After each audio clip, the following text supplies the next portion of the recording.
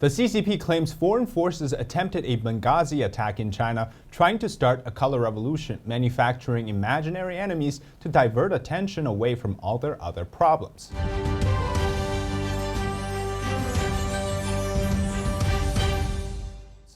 Welcome to China Insider, I'm David Zhang. Before we get started, please subscribe to our channel if you haven't already, and comment below what your thoughts are on our topic today. China is going backward. It's live broadcasting what real communism is like in the 1950s and 60s. Now, as you may know, China is doing this nationwide anti-spy movement. It has evolved from a simple case of catching spies to a full-blown political movement. It has evolved to convince elementary students to eavesdrop on their parents and teachers, as classrooms are now playing propaganda videos telling 7 to 8-year-olds to report their parents like it's the Cultural Revolution. Meanwhile, China claims the threat of color revolution by foreign forces is actually real. It's threatening the aspects of communism in the ideological and political safety. And this, of course, is not new. It's particularly curious because now they're bringing back a particular case just to show everybody that it's happening. I'll talk about it in a second. Not only has China broadened what is considered spying, it's essentially turned the logic of spying upside down. They're now targeting people in China who are simply passing information to others in China, calling it spying. I mean, isn't spying supposed to be like you're doing it to a foreign country? Well, all this is to divert attention from their other problems like jobs, economy, lack of confidence in the government. Instead of paying attention to those real issues, just blame it all on the Western forces attempting a color revolution. Now, the typical way of the CCP, as long as the regime itself isn't being viewed as the real reason why this is all happening, they will try to use all the ways to distract people.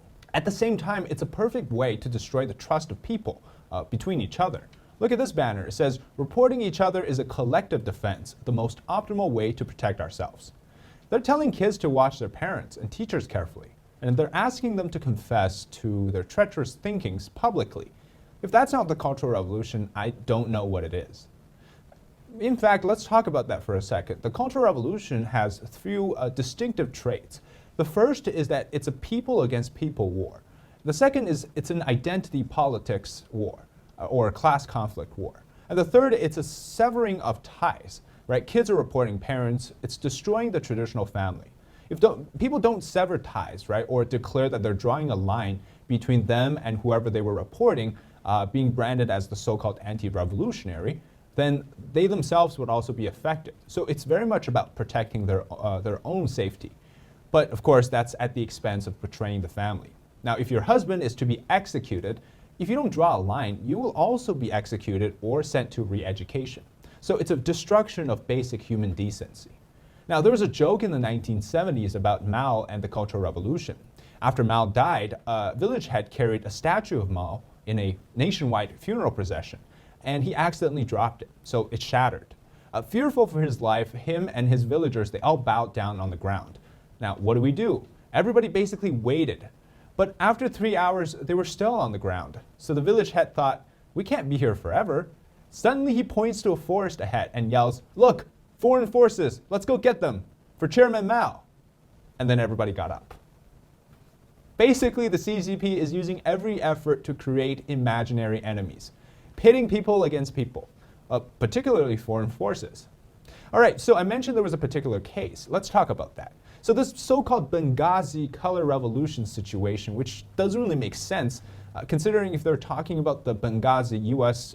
Embassy, well, that was a case of attacking an American embassy. So I don't know what China's talking about. But they recently took an old case from 2016 in the province of Yunnan as a new propaganda source, claiming it's for political safety.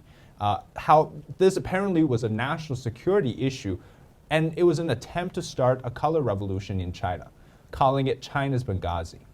Basically what happened was a professor at a Communist Party school named Zhu was sentenced to 4 years in prison.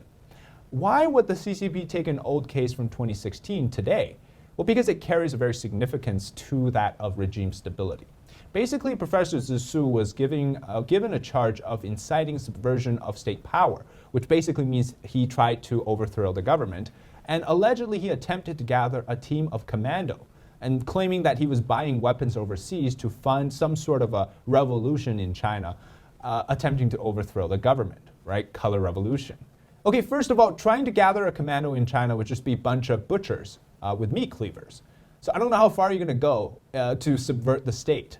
But the professor was simply, the real reason is he was advocating for an election process for the Chinese rubber stamp Congress, saying that everybody in the 19th Congress should be elected in a free and fair election. And so all the wording make it sound like this dude was legitimately trying to Prigozhin his way to Beijing, right? Trying to start a mutiny. In reality, it was just the CCP putting this guy in prison for trying to start a legal movement of voting, which, by the way, shows you that China doesn't really have a fair election process. Look, Mr. Crazy over here is trying to get free elections, free and fair elections. He's trying to start a color revolution. Well, obviously, the Americans are behind them, the CIA, right? We have to do this whole anti-spying thing. Otherwise, how can we justify putting this guy in prison? And then 4 years later, bringing out his old case to show people that, look, by the way, this is what we did 4 years ago. We have to do it now again because there's like thousands of them lying around China.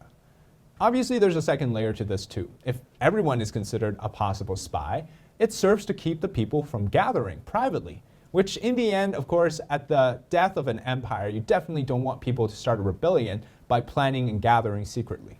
So preventing people from gathering is a great way to stop rebellions. Now, Xi Jinping recently published an article in China's top theoretical journal called Qiu Shi. Now, it's a full-blown manifesto against Western ideas, as he always does. He claims that the West is a way of failing, and the most important part of the article talks about national security. Now, this term to us means defense, wars, military stuff, right? But to the CCP, national security isn't really, it's an ideological and political security.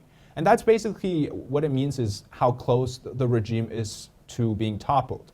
Well, obviously, it's a common fear for dictators, but it extends into all aspects, right? There's cultural security, military security, social security, economic security, all of that. It's supposedly solved by this anti-spying campaign, but can it? We know that it's impossible, but that seems to be the only tool that they have. I mean, the whole idea of catching spies, it's quite vague in itself. What if you click share on a video in China about the flood that just happened near Beijing? Can you be considered a traitor? What if you retweeted something that someone said? It's just to destroy the trust among people. Today it's spying, tomorrow it could be another term. But regardless of the terms, the substance is the same. It's class struggle, right? It's the classic communist political movement. Now, during the Cultural Revolution, you were called names like anti-revolutionary, the 5 black class, or the 4 class, or the rightist, but today you're called a spy. It's whatever fits the preservation of the communist ideology, to divide and conquer. Now, my favorite part about this whole thing is that this anti-spying fiasco, it's basically how they treat overseas people. So all those pro-CCP overseas groups, the pro-CCP immigrants, or even native-born Chinese Americans or wherever else they are, they cannot escape the potential of being labeled a spy if they go back to China. The CCP loves to flip the context of certain terms. Like, for example, overseas Chinese. It started out as a bad term, right? During the Cultural Revolution, that foreign connection was seen as a treason. So if you knew somebody from overseas in America during like the Cultural Revolution, you would be seen as somebody who was trying to start a revolution.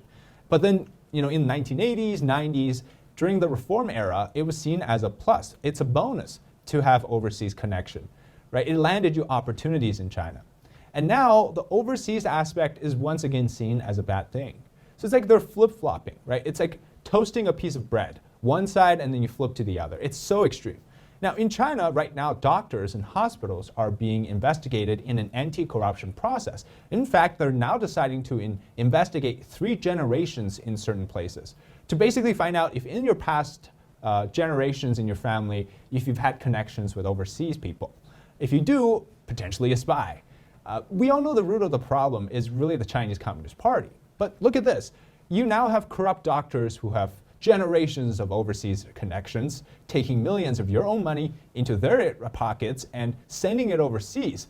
Not only is that a color revolution, right? That's public enemy number 1, but that's also now a perfect opportunity for a class struggle.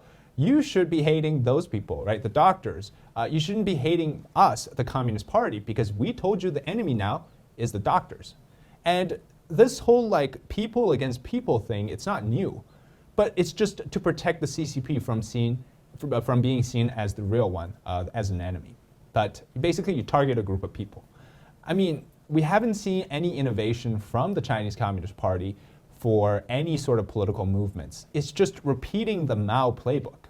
If anything, today, what we're seeing is the real communism in China. For the past 40 years, we were really blinded by the facade of an opening up China during the reform era. It put on a mask. It's a wolf in sheep's clothing. It disguised pretty well what was happening in China during the earlier years, but today Xi is bringing it all back out for us to see. But I think it's an inevitable evolution of communism, especially when we consider the political struggles. It's all on display for us to see now. The authentic communist experience in the 21st century.